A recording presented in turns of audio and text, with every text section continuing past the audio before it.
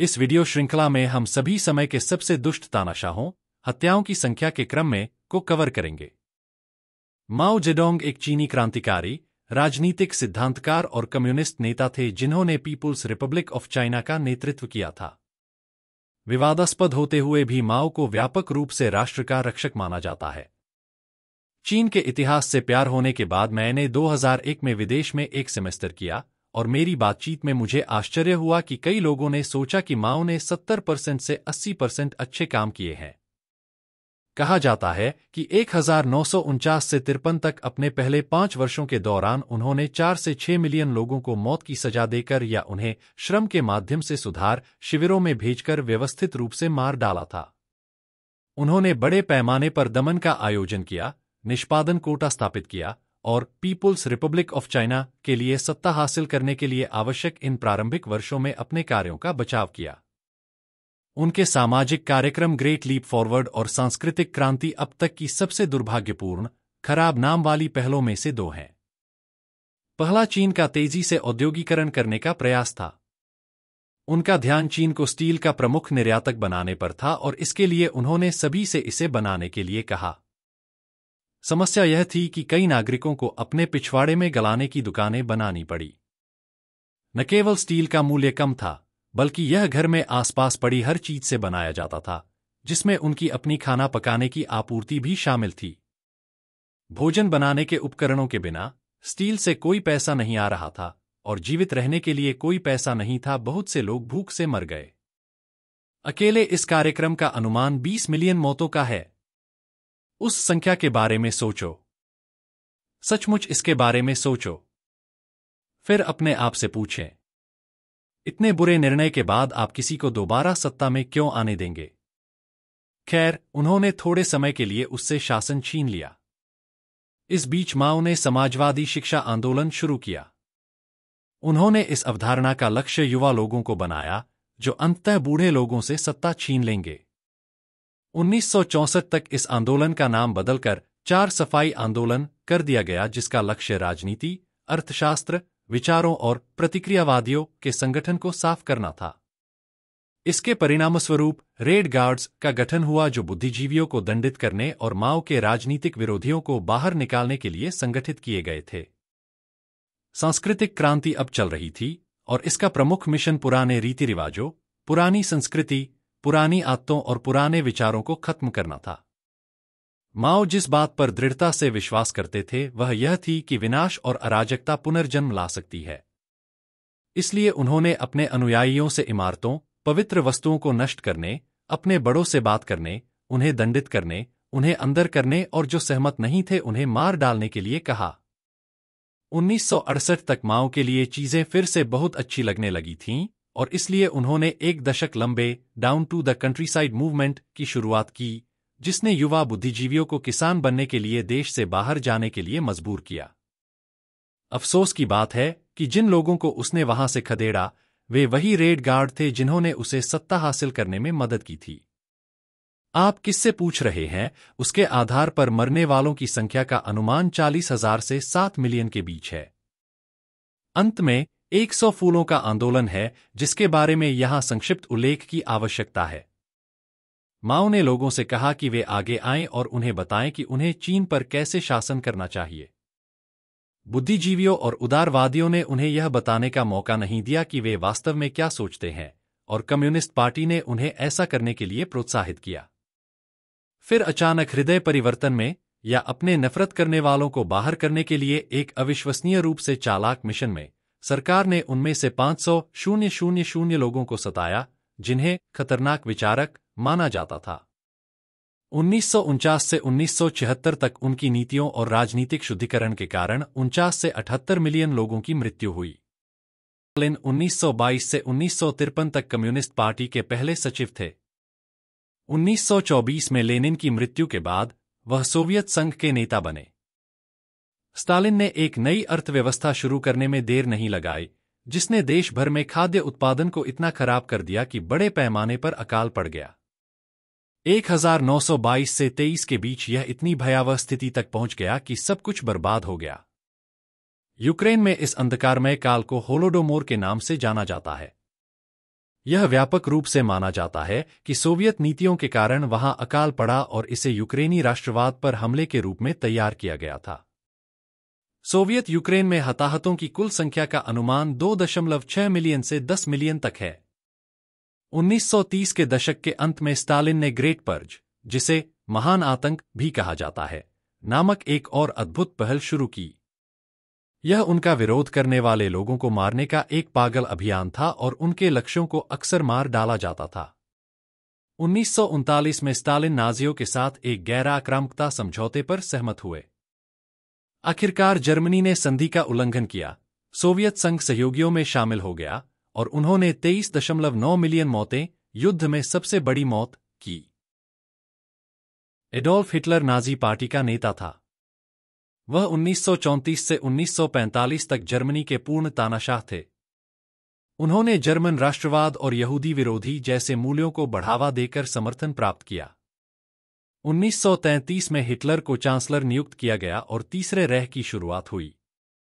Hitler बिल्कुल सत्ता का भूखा था, यहूदियों और अन्य की गंदगी से नफरत करता था और यूरोप में आधिपत्य चाहता था। इतने बड़े लक्ष्य को पूरा करने के लिए जिस सैनिकरण की आवश्यकता थी, उसके कारण द्वितीय विश्व युद्ध छिड़ गया। नाजी सेनाएं लगभग 17 मिलियन नागरिकों की व्यवस्थित हत्या में शामिल थीं, जिनमें से अनुमानित रूप से 6 मिलियन यहूदी और 1.5 मिलियन रोमानी थे। लियोपोल्ड द्वितीय बेल्जियम का राजा था और उपनिवेशवाद में विश्वास करता था। उन्होंने सोचा कि विदेशों में उपनिवेश हासिल करना एक महान देश के लिए आवश्यक है और हमेशा योजना बनाते रहते थे। समस्या यह थी कि बेल्जियम को वास्तव में कोई परवाह नहीं थी और इसलिए लियोपोल्ड अपने लिए व्यवसाय में लग गया। उन्होंने इंटरनेशनल अफ्रीकन सोसाइटी नाम से एक ऐसी कंपनी शुरू की जो अच्छा काम कर रही थी। 1 साल बाद उसने कांगो की यात्रा के लिए उस कंपनी का इस्तेमाल किया, बेल्जियम के आकार से 14 गुना बड़े भूखंड पर दावा किया और 14 देशों, यूएसए सहित, पर सहमति जताई कि वह अपने निजी मिलिशिया के साथ इस पर शासन करने के लिए स्वतंत्र है।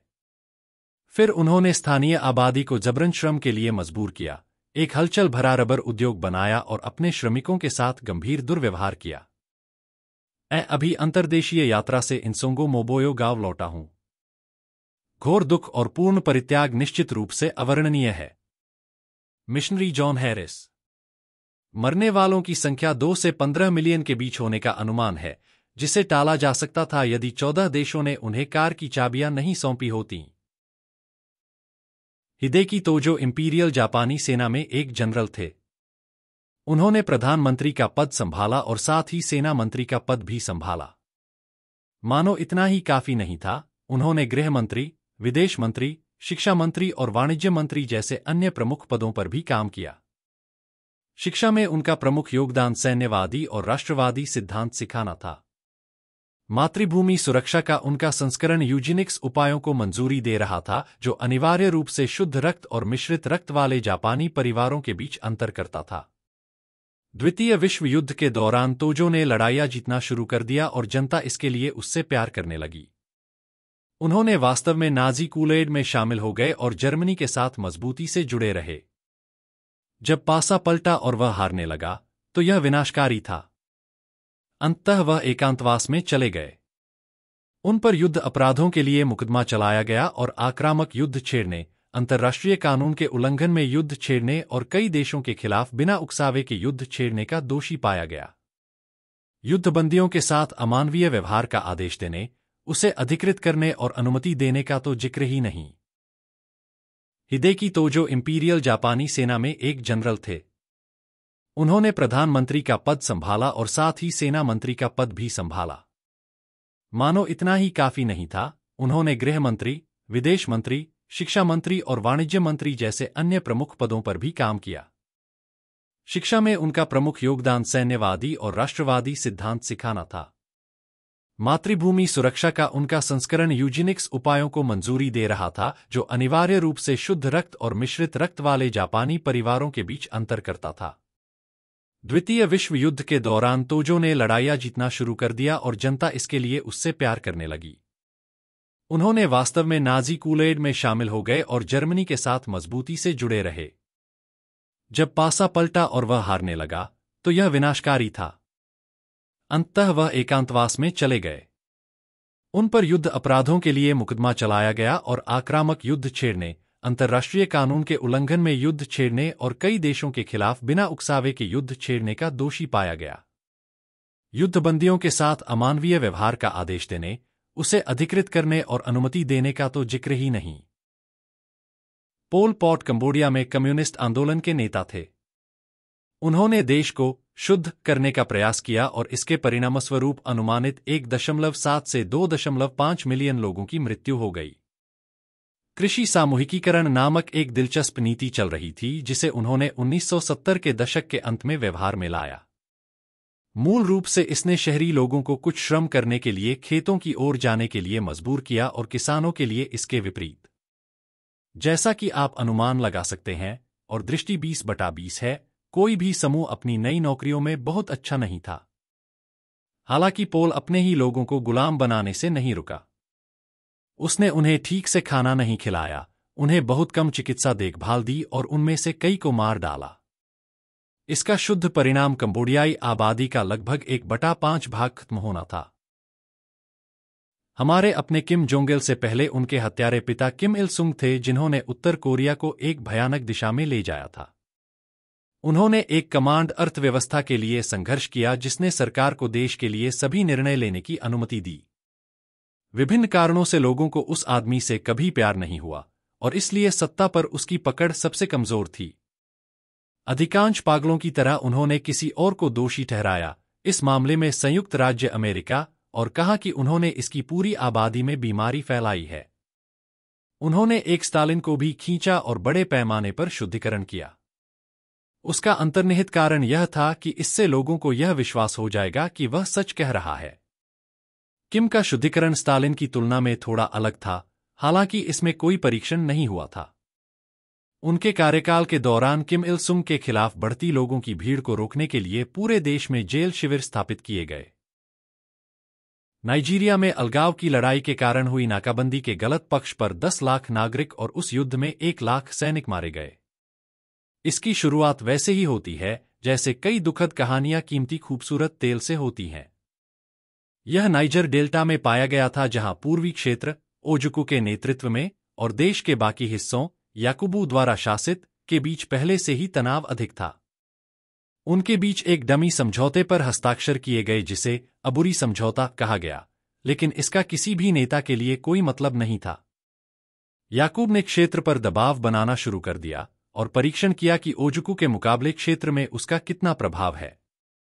खैर, ओजुकू ने नाइजीरिया के बाकी हिस्सों से अलग होने की घोषणा की और बियाफ्रा गणराज्य बन गया। इससे एक युद्ध शुरू हुआ जिसमें 1 लाख सैनिक मारे गए और इससे भी बदतर इस क्षेत्र पर नाकाबंदी हुई जिससे 1 मिलियन नागरिक भूखे मर गए। इथियोपिया के राष्ट्रपति और दर्ग कम्युनिस्ट मिलिशिया के कर्नल के रूप में मेंगित्सु ने रेड टेरर अभियान में अपने खिलाफ लोगों को व्यवस्थित रूप से मार डाला। मेंगिस्टू हेली मरियम, जैसा कि अभी भी जीवित है, एक राजनेता हैं जिन्होंने 1974 से 1991 तक इथियोपिया की अध्यक्षता की थी। जिस तरह से वह सत्ता में आए थे, वह पिछले राष्ट्रपति हेली सेलासी का गला घोंट कर थे, हालांकि उन्होंने उन अफवाहों का खंडन किया है। उनकी प्रसिद्धि का सबसे बड़ा दावा इथियोपियाई रेड टेरर है, जो डर्ग इथियोपिया में कम्युनिस्ट मिलिशिया के नेतृत्व में दमन का एक अभियान था। कम से कम यह तो एक शुभ शुरुआत थी। इसके बाद के वर्षों में हजारों लोग मारे गए और सड़कों पर मृत पाए गए। अधिकांश हत्याओं का श्रेय वहां के मित्रवत पड़ोस की निगरानी को दिया जा सकता है, जिसे केबेल्स के नाम से जाना जाता है। जैसे कि निर्दोषों को मारना पर्याप्त नहीं था, फिर वे शव को वापस करने के लिए परिवार से कर वसूलेंगे। कर को उचित ही नाम दिया गया था, बर्बाद गोली। क्या आप गंभीर मेंगित्सु हैं?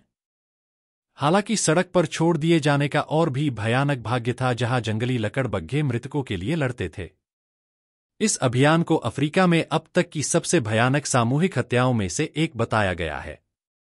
मेंगित्सु को लोगों को गला घोंटकर मार डालने के लिए भी जाना जाता है।